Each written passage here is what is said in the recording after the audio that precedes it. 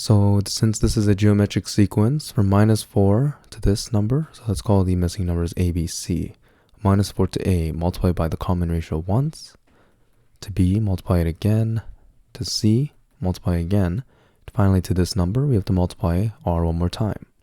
So then if you do -4 times R to the 4, 1, 2, 3, 4, we should get to this point.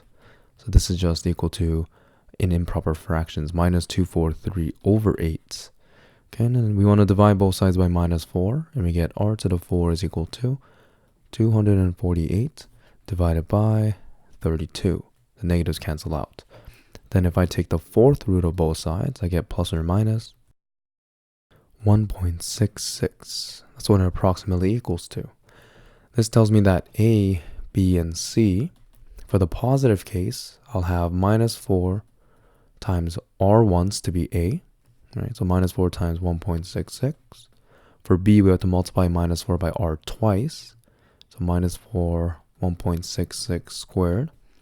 And for C, we multiply 1.66 3 times.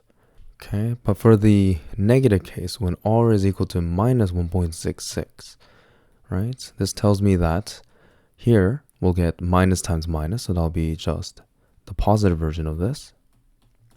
But here, if I plug in for -1.66, I'm going to square it so the negative disappears anyways.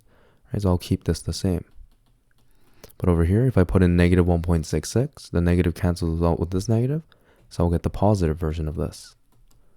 Okay, and then that's what we have.